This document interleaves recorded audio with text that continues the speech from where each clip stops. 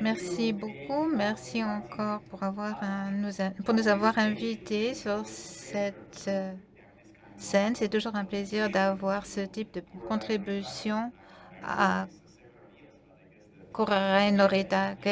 Je travaille déjà depuis de longues années, mais Daniel, merci beaucoup de cette invitation, d'être là, de faire partie de ce podium devant une audience aussi vénérable. Oui, c'est la première fois que nous travaillons ensemble.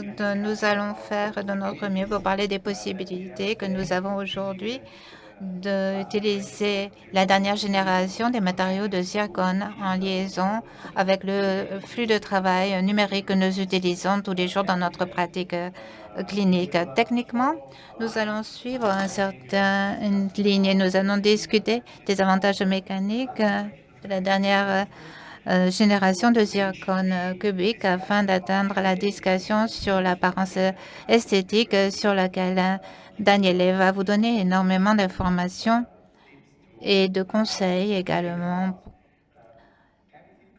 Tout ce qui est lié au flux de travail numérique que nous avons derrière ce matériau.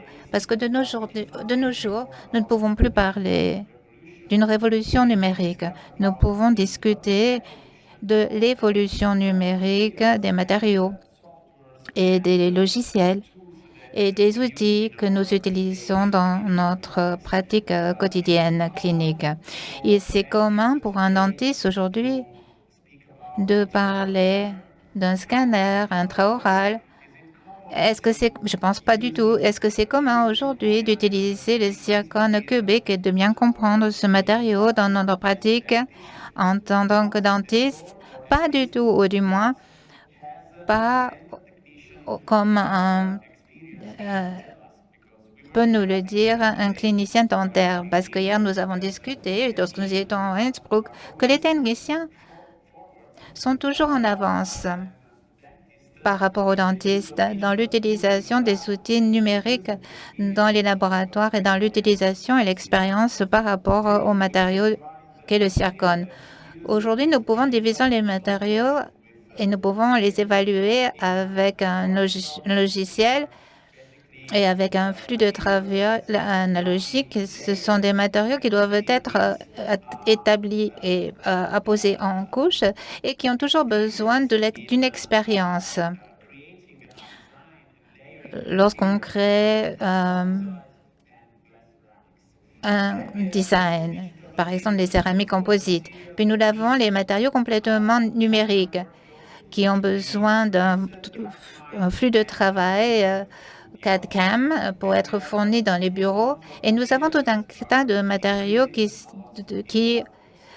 ont connu une forte évolution dans le passé. Et bien sûr, ces matériaux peuvent être utilisés sous forme monolithique ou, comme le dit Daniela, dans des solutions à contour intégral, mais parfois ils doivent être caractérisés afin d'atteindre un esthétique maximale et des propriétés optiques maximales. Aujourd'hui, nous allons parler de la zircone cubique. La zircone cubique est un matériau numérique parce que nous avons besoin d'un flux de travail numérique afin de le fournir, de le customiser, de travailler dessus. C'est bien sûr, ça peut être réalisé en couches grâce à différentes techniques, comme Daniele va vous le montrer. Pour en revenir au flux de travail CAD/CAM, donc aujourd'hui, c'est un plaisir pour moi de partager le podium avec Daniele et je pense que l'un des points les plus importants de cette réunion est d'avoir des dentistes et des techniciens qui sont rassemblés car les dentistes ainsi que les protodontistes représentent la moitié du travail que nous pouvons avoir pour customiser ce type de solution. Donc, Daniel, est-ce que tu peux un petit peu nous expliquer quelle est ton expérience dans la technologie numérique en laboratoire? Oui, ces technologies aujourd'hui est très importante et nous soutient. La technologie numérique pour nous, pour mon laboratoire, et je pense que pour tous les collègues, représente un soutien important pour les projets, bien sûr, pour gérer correctement les stratégies.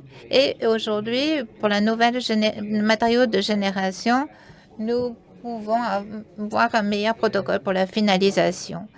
Pour être franc, aujourd'hui, tous les jobs commencent par un projet. Nous connaissons cela, mais aujourd'hui, la technologie numérique est un soutien important.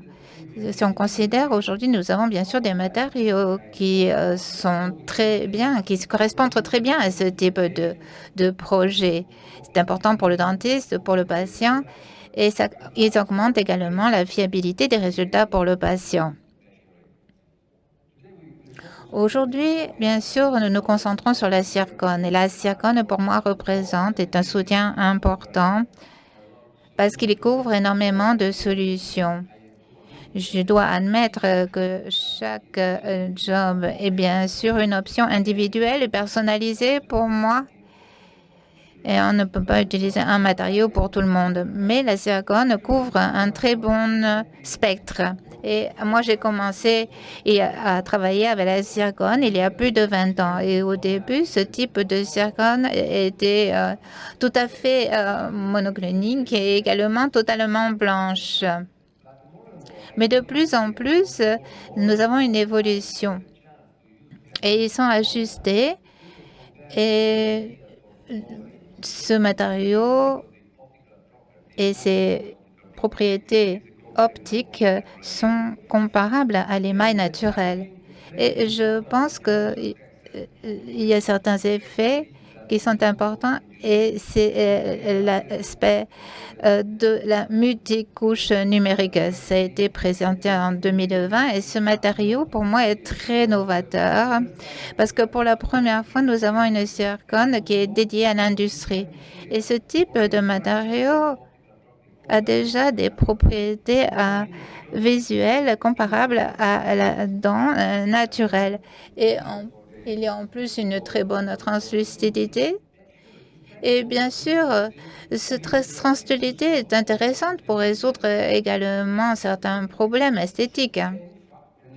Et en fait, maintenant, nous pouvons considérer cette évolution de la dentisterie restaurative numérique parce que nous pouvons garantir un job fiable lorsqu'on utilise cette procédure avec ces matériaux.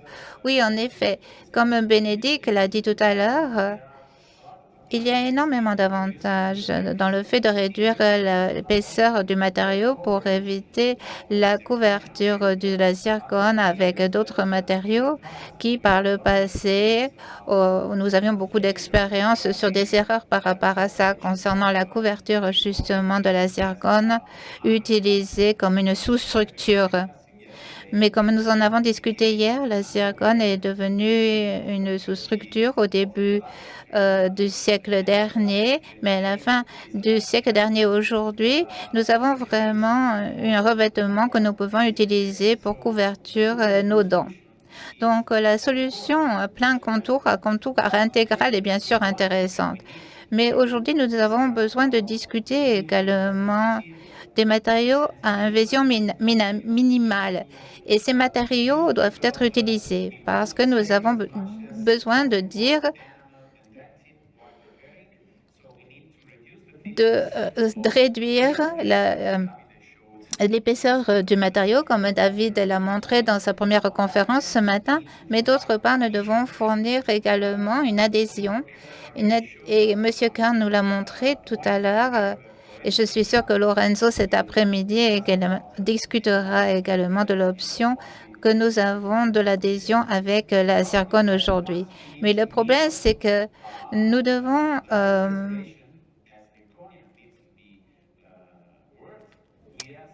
mêler. Et nous avons des problèmes avec la design que nous devons donner à notre dent lorsque nous la préparons. Parce que dans certaines meuleuses, parfois, nous avons des problèmes concernant la surface et les espaces qui est calculé par le logiciel pour le ciment. Donc, nous travaillons maintenant à l'Université de Turin sur différentes solutions concernant des matériaux imprimés naturellement, non le zircona, mais des composites et des céramiques hybrides concernant la précision de l'adaptation marginale des solutions directes. Donc, ce n'est pas d'une évaluation linéaire, mais volumétrique de l'adaptation interne.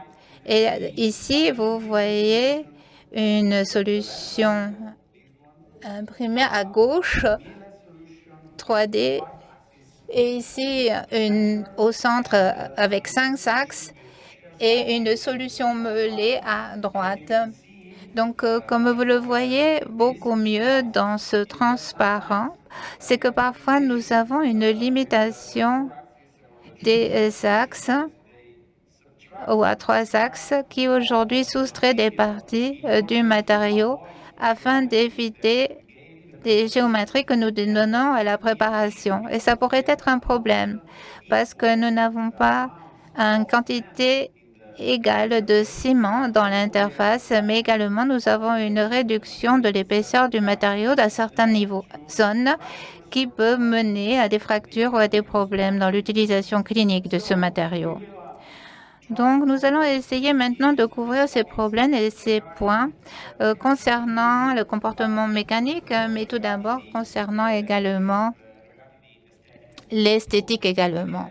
Donc, Daniel, concernant maintenant les propriétés mécaniques et optiques et visuelles de la zircone, quelle est ton expérience? Comme j'ai dit tout à l'heure, ou dans l'introduction tout à l'heure, la nouvelle génération ouvre un équilibre intéressant entre les propriétés visuelles et techniques concernant la dureté, l'effet compact et la force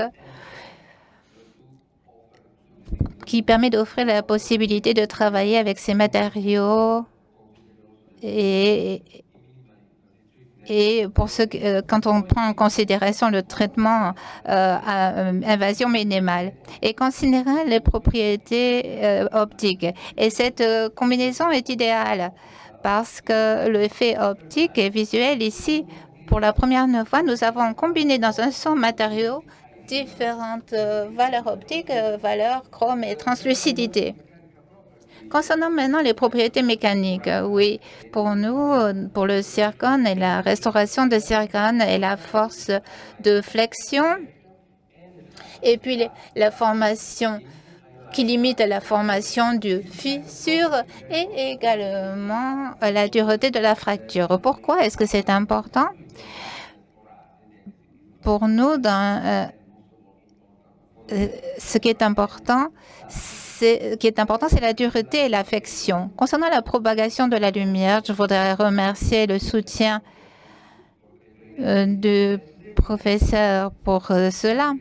Et aujourd'hui, la propagation de la lumière est un facteur important parce que pour la zircone et ce type de matériau, autrefois, ce n'était pas une question. Mais aujourd'hui, dans la nouvelle génération, cela est important. Et concernant ce type de matériaux, nous pouvons commencer à discuter de la combinaison entre la lumière et le matériau par rapport à la dent naturelle. Et maintenant, concernant le zircone, nous pensons par exemple à la transmission, à l'absorption, à la réfraction, la réflexion. Et on peut dire que tout cela est très proche de la dent naturelle aujourd'hui. Et bien sûr, ce facteur améliore bien sûr notre motivation de travailler dans le contour intégral parce que ces matériaux sont sont similaires à l'émail. Et pour nous, ce sont des solutions intéressantes, surtout quand on pense au traitement à invasion minimale. Et concernant maintenant la précision, je dois dire que ça, c'est important.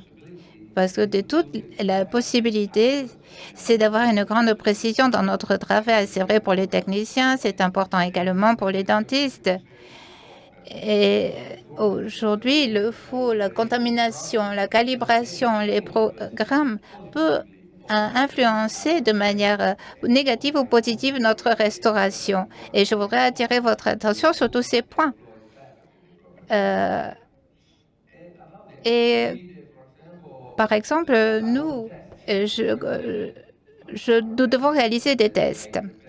Donc, j'ai préparé 7 échantillons de la même zircone de Katana et je l'ai testé et nous savons que 50, 30 degrés peut influencer énormément les propriétés optiques, mais également les propriétés mécaniques. Et pour cette raison, il faut que vous respectiez correctement ou que vous observez la température que les entreprises suggèrent. Et actuellement, vous voyez la différence ici. Et il y a également des tests scientifiques concernant ces différences. Il est évident maintenant. Mais il y a une raison. Et Nico, tu as également des informations à ce niveau-là. Oui, j'ai des explications par rapport à ça parce que Daniel a préparé les échantillons. Donc, vous avez vu dans la dernière diapo et les a envoyés à Turin. Nous avons un laboratoire statique où nous pouvons utiliser toutes les apparences colorées des matériaux. Et Dr Iacomossi, qui est le propriétaire de ce laboratoire, a réalisé un test de reflet spectral sur les échantillons qu'avait préparé Daniele et a réalisé le reflet spectral ainsi que dans 2 zones de l'échantillon. Donc, ce matériau est à différents niveaux. Donc, nous pensons qu'il y a des comportements qui seront différents selon que l'on réalise des tests sur le haut ou le bas de l'échantillon. Nous avons une épaisseur clinique de 1 mm. Et comme vous pouvez le voir, et comme Daniel l'a dit tout à l'heure, c'est vraiment très important de respecter 1500, 1550 de température dans le four, parce que ce n'est qu'avec ces 2 températures que vous aurez un effet multicouche réel, parce que sinon vous n'aurez pas vous aurez des zones de transition entre le haut et le bas du bloc que vous fondez.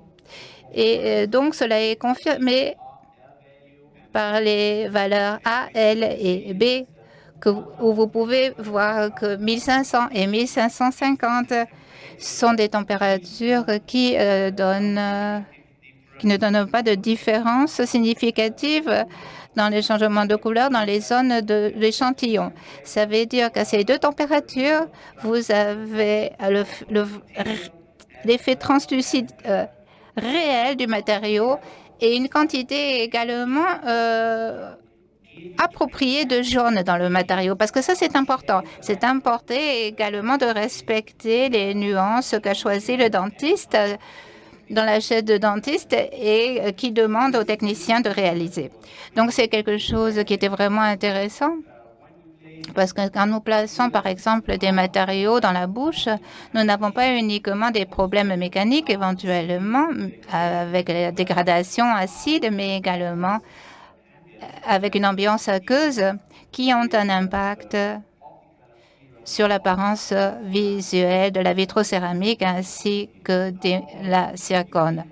Mais quand nous parlons du pH acide, nous avons des données dans la littérature qui nous ont montré que pour les céramiques à silicate de lithium, le pH acide a un impact sur les facteurs de matériaux. Nous avons un problème de stabilité qui n'est pas un problème uniquement concernant les propriétés optiques visuelles du matériau, mais concernant également la propagation des fractures du matériau.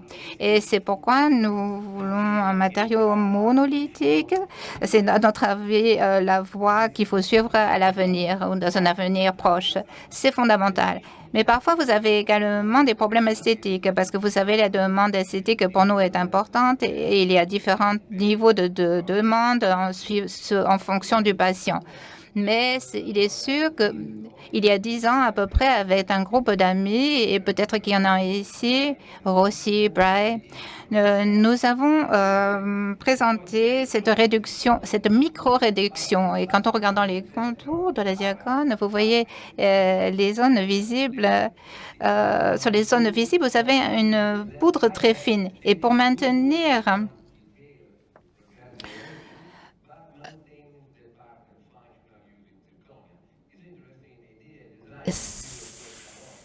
nous avons beaucoup travaillé dans cette direction. Cette combinaison afin d'augmenter la qualité. Mais par exemple, si vous regardez également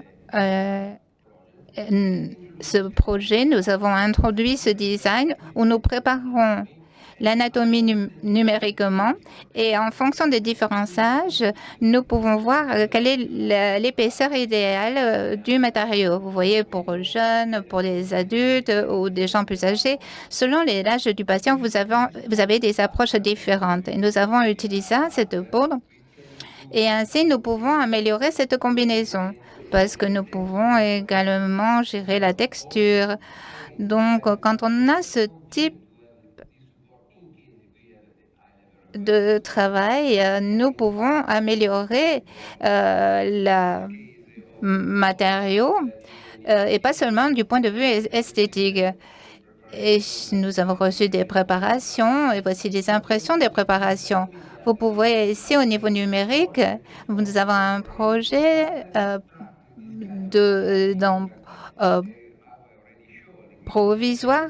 Mais comme je l'ai dit, cette micro-réduction est très mince, c'est simplement 0,5 mm, mais ça augmente le niveau d'esthétique. Et vous pouvez voir ici. Mais je voudrais attirer votre attention sur cet aspect, cette zone palatale, où nous voulons utiliser de la zircone, mais nous voulons la polir. Comme je l'ai dit tout à l'heure, nous avons là la meilleure relation avec les mailles naturelles comme Nicolas, ou vous l'avez déjà dit. Donc, c'est une combinaison de micro-réduction avec cette poudre. Mais l'évolution continue et la nouvelle génération de zircone de Candana, c'est YML. Et pour moi, c'est intéressant. Ça me donne la dureté, bien sûr, qui est importante. Mais quand on a cette dureté, nous avons augmenté également le niveau de l'esthétisme. Et ça, c'est un gros avantage. Et cela nous permet également d'avoir la possibilité d'avoir des propriétés visuelles avec un fort niveau de force. Donc, vous voyez ici cette zone esthétique, elle est vraiment très semblable à une dent naturelle. Et là, je peux améliorer le niveau. Vous voyez ici cette zone esthétique. Vous voyez, il n'y a pas de couleur du XML. Et ce sont des propriétés vraiment importantes. Je veux les exploiter facilement parce que l'XML, la zircone XML est vraiment intéressante. Et j'ai la même également apparence que les mailles.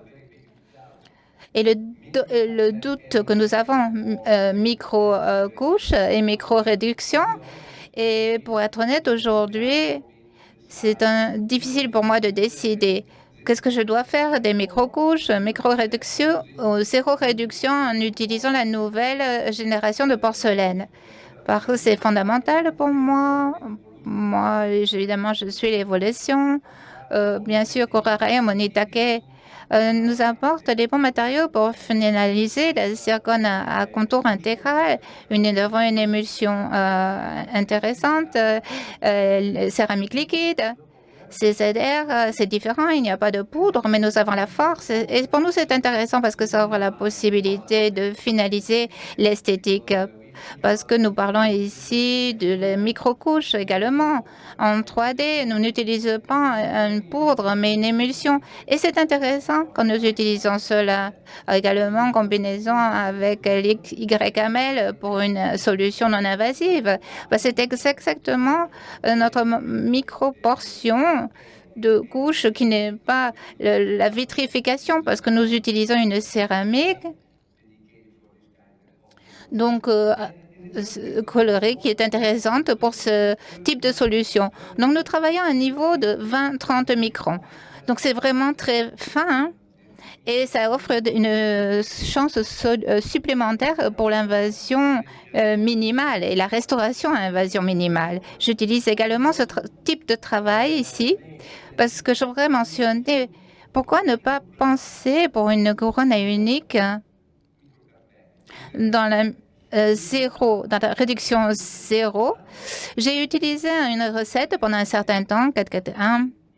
C'est intéressant parce qu'en Italie, nous avons ces tests qui ont été réalisés par rapport à des approches avec des amis, Roberto Rossi, concernant ce type d'approche en utilisant un élément fondamental que nous connaissons, combinaison avec FC Pastène. Et nous pouvons voir zéro réduction pour la couronne unique.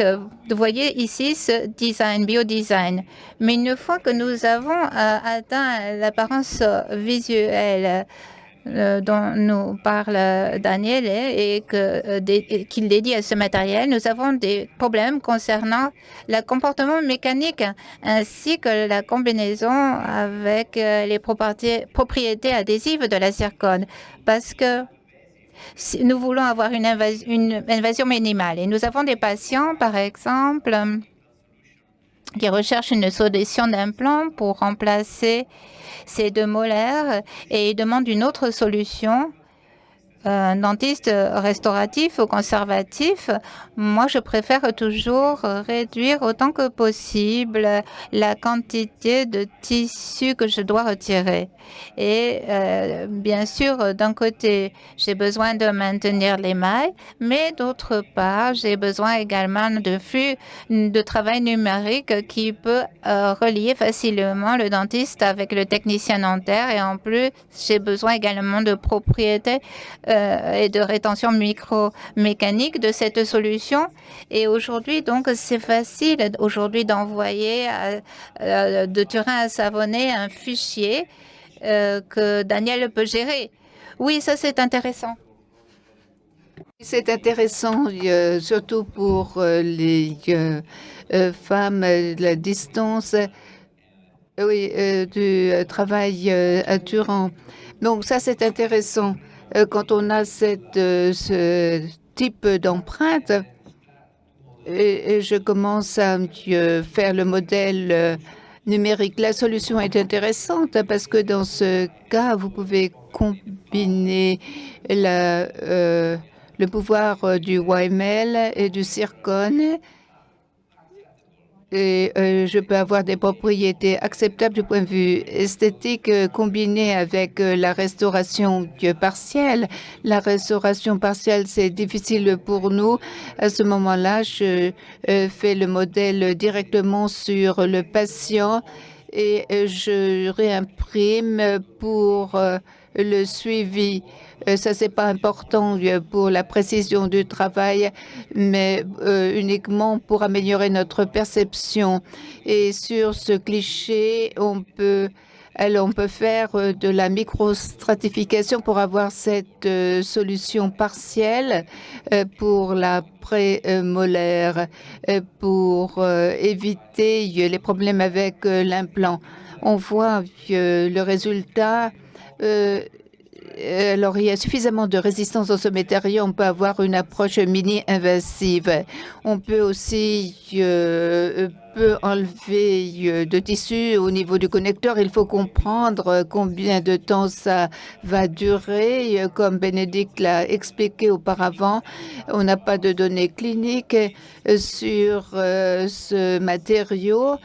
Mais les données du laboratoire de la littérature sont intéressantes. Ça peut nous faire avancer vers l'utilisation mini-invasive de ce matériau, comme c'était le cas pour STLM Katana qui a été lancé en 2018-19. Ce cas a été présenté au symposium de Berlin de 2019.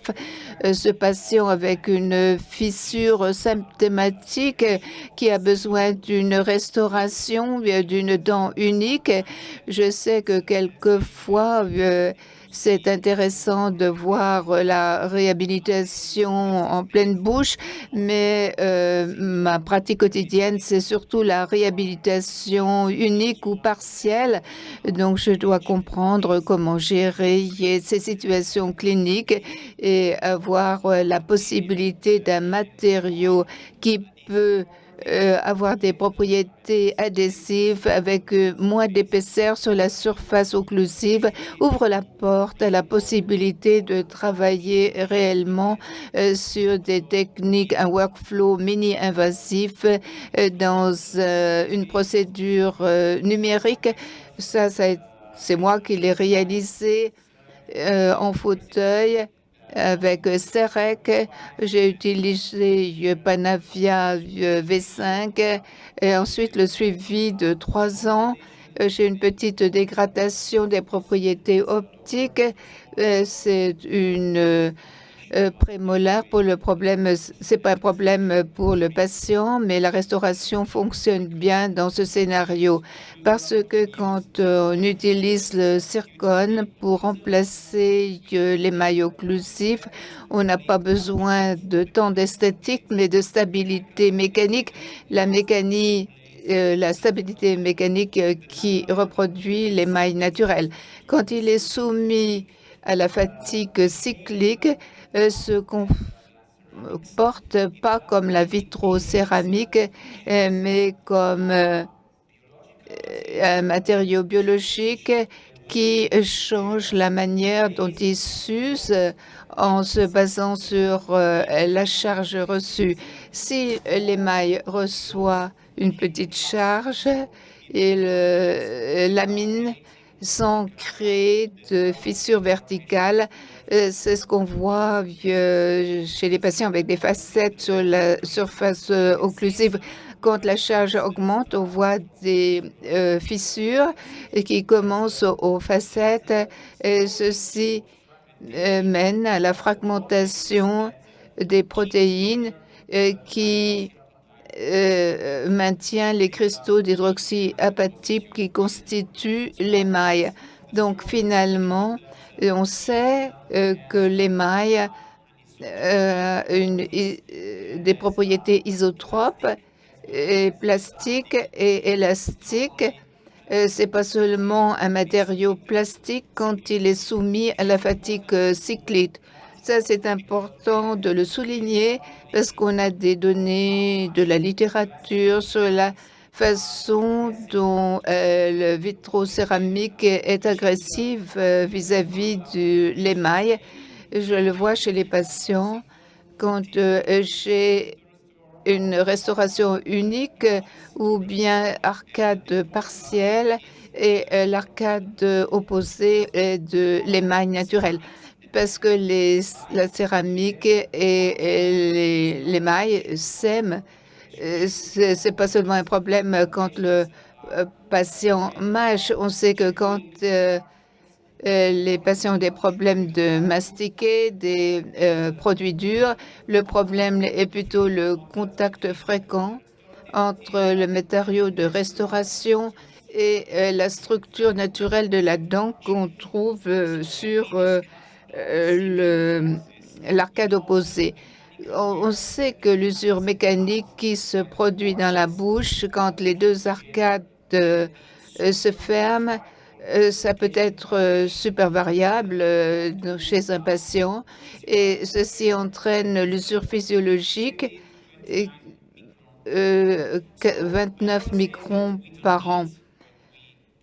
Quand on réalise des solutions uniques, on n'a pas besoin de matériaux qui ne changent pas avec le temps.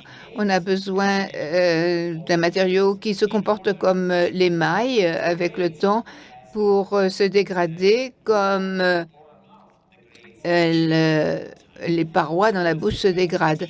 Donc, la fatigue de surface Ça, c'est quelque chose de fondamental. Les connaissances que nous avons sur l'endommagement de la porcelaine et le disilicate de lithium, ce que ça peut produire sur l'émail opposé, c'est élevé. On sait que certains articles italiens auxquels Danieli a participé, où c'est que le zircone multicouche est proche de l'émail. Ces matériaux sont les plus adaptés pour former une occlusion avec l'émail. Mais le problème, c'est que quand on parle de la fatigue, on parle d'un vieillissement physiologique du patient et de même que des dents. On sait qu'on a l'usure d'un côté, mais en raison de la transmission mécanique des forces d'occlusion à travers le matériau qu'on utilise pour restaurer la dent, on peut avoir une transmission sur l'interface où le sément connecte au zircone, et ceci de ce qui constitue le pilier. Le problème, c'est qu'on n'a pas besoin d'une déformation plastique, comme je l'ai déjà mentionné. Nous avons besoin d'une déformation inélastique qui évite la propagation de la fissure à travers la céramique. Mais quand on stratifie la céramique, on peut introduire un défaut dans le matériau pendant les phases, par exemple, occlusion de bulles d'air, ou bien quand on manipule l'ajustement occlusif que le dentiste doit réaliser après la restauration dans la bouche du patient. Donc, nous ne voulons pas avoir une fracture, mais une lamination de la surface du zircone. C'est la façon dont l'émail se comporte quand il est soumis à la fatigue cyclique.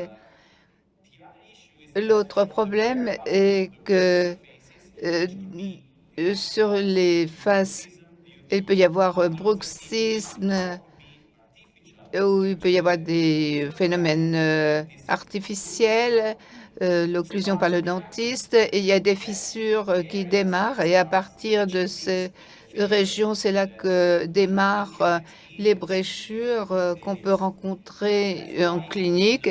C'est pourquoi l'année dernière, on a fait des recherches, on a testé différents matériaux avec des échantillons anatomiques. En ce qui concerne le bruxisme, c'est quelque chose qui est populaire après le Covid. On est tous nerveux, on grince des dents. C'est pourquoi on avait besoin des solutions. On voulait des matériaux doux, et on voit que le zirconia est le matériau qui se comporte mieux et qui est comme l'émail lorsqu'il est opposé à différentes solutions. Je ne parle pas de réhabilitation pleine bouche, mais réhabilitation unique. Alors ça, c'est un échantillon. Ça, c'est le motif d'usure de l'émail naturel. On voit qu'il y a lamination, propagation de la fissure, mais il n'y a pas de fissure verticale sur l'échantillon disilicate de lithium. Lamination tout autour, mais après un moment, il y a une propagation de la fissure. Il y a des propriétés, pas de propriété pour stopper. Pourquoi est-ce que le zircone se comporte comme l'émail? C'est facile à comprendre. C'est similaire à l'émail que j'ai montré avant. C'est important. Il faut le trouver dans un matériau pas seulement pour remplacer la portion antérieure, mais la surface d'occlusion qui peut être opposée à l'émail naturel. Comme vous l'avez mentionné avant, ce n'est pas une question de dureté de la céramique, mais une question de rugosité de la surface, de limiter l'usure de l'émail opposé. Mais comme je l'ai mentionné avant, ce n'est pas seulement un problème de surface, mais aussi un problème de propagation mécanique et biomécanique dans le matériau. L'année dernière, nous avons réalisé des tests sur silicone, sur silice, avec la plus haute définition possible, et on a créé un modèle qui peut reconnaître, grâce au CT, une analyse de tous les substrats qui constituent la restauration de la dentine, le émail, ciment, overlay, ce sont les différents matériaux. Cet échantillon a pu être soumis dans un simulateur à des forces qui créent une usure à la surface jusqu'à ce qu'il y ait un défaut. Généralement, c'est une fracture partielle de la restauration adhésive, mais ce qui est intéressant, c'est que quand on combine l'expérience sur la simulation avec l'analyse, moins il y a d'épaisseur, le schéma de distribution est différent et il y a un défaut à l'interface. Donc, il faut un matériau résistant, pas seulement pour l'esthétique, mais aussi pour protéger l'interface adhésive, pour éviter l'ouverture de la marge, quelque chose qu'on a montré dans cet article publié en 2021 avec l'Université de Bologne, où on a analysé de façon tridimensionnelle l'écart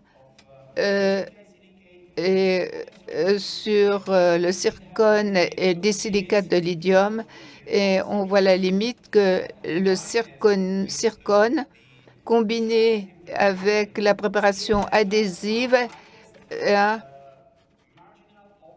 une ouverture marginale plus élevée que la vitrocéramique. Donc, il faut encore comprendre la combinaison biomécanique des matériaux, pas seulement dans la préparation classique, mais dans la préparation adhésive comme les facettes ou overlays pour éviter le déchaussement. Mais à la fin, le délitement, pardon. Et on sait que on doit éviter sur les surfaces le vernis et des procédures qui peuvent modifier les caractéristiques superficielles. C'est vrai, Daniele? Oui, chez des échantillons qui ont été vernis, on ne peut rien garantir dans ce cas-là. L'abrasion sur la dent antagoniste. Pourquoi? Parce que le zircone poli est intéressant. Alors, pour être honnête, dans mon expérience, j'ai jamais utilisé les vernis sur la porcelaine, mais maintenant sur le zircone, en occlusion par exemple, nous évitons de mettre du vernis parce que on sait que dans la bouche, il peut y avoir rugosité et on obtient un effet contraire. C'est différent de l'émail. Maintenant, avec le zircone monolithe, alors il y a une polymérisation. On peut remédier aux imperfections. Et ici, uniquement on polie, on peut garantir la couleur ici. On ne peut pas garantir la couleur. mais la compacité.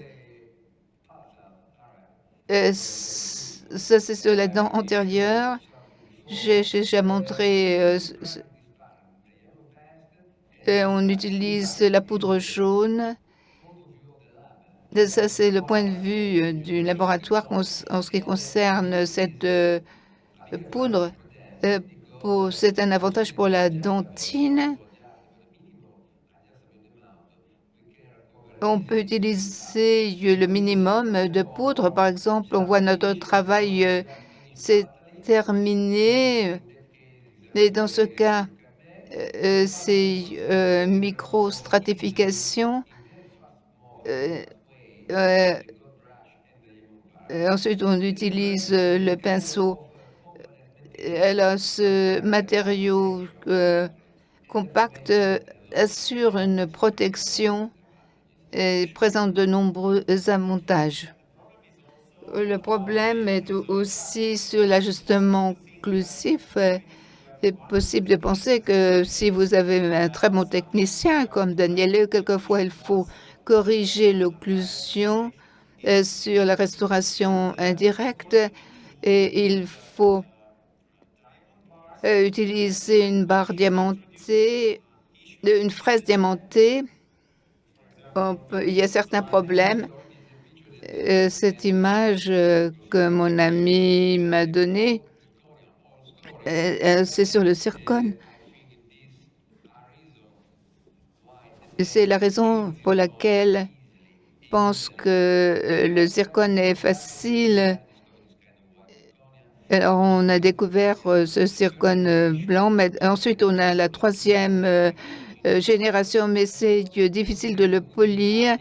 C'est pourquoi l'utilisation est limitée ici. Mais aujourd'hui, on utilise beaucoup de zircone parce qu'on peut faire du micropolissage et on a une bonne composité et on maintient aussi la couleur parce que maintenant avec la microstratification on peut avoir de bons résultats esthétiques comme vous pouvez le voir sur ces images. Alors YML la surface avec correction occlusale. Vous voyez l'altération de la surface provenant de l'occlusion.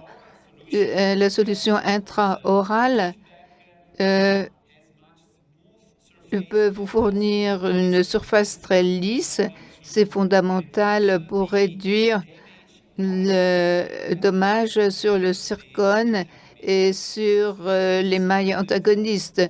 Donc, c'est quelque chose dont tous les dentistes ont besoin, de solutions intrabuccales pour avoir des surfaces aussi lisses que possible. Cependant, quand vous corrigez la surface vernie, vous laissez beaucoup plus de rayures sur le zircone comparé à la surface uniquement polie. Et on voit que la correction crée une certaine différence avec le repolissage. Vous pouvez limiter la rugosité de la surface. Donc, en fin de compte, on peut dire que cette solution est certainement mini-invasive. Ça, c'est un cas que nous avons réalisé avec la première version d'YML, ce qui combinait mon désir de réduire le plus possible la quantité de tissu éliminé. Ça, c'est un suivi à 2,5 ans. On a essayé de conserver ce tissu et on peut donc avoir confiance dans les perspectives de ce matériau. Le message final, on peut dire que le zircone cubique permet la définition d'un flux de travail entièrement numérique qui peut connecter le dentiste et le technicien dans le scénario quotidien. On ne l'avait pas, même si nous ne sommes pas très loin de l'autre. les contours pleins. Ceci ouvre la porte à une approche mini-invasive pour réduire l'épaisseur. On a commencé par les contours pleins, mais maintenant, c'est laminé. Alors, c'est mon expérience qu'il est important de gérer l'épaisseur parce qu'on peut mieux gérer exploiter les propriétés du nouveau zircone.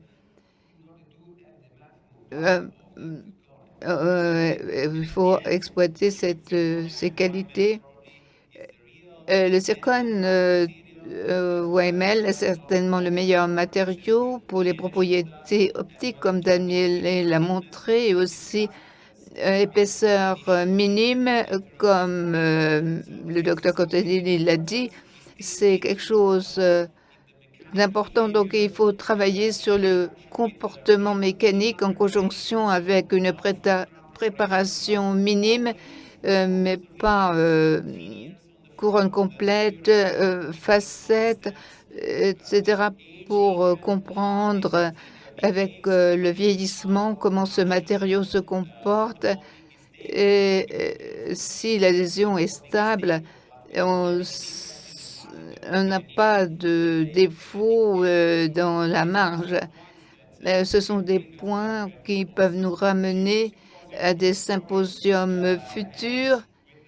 Et sur ces mots, nous pouvons remercier vous tous pour votre attention et je remercie Daniel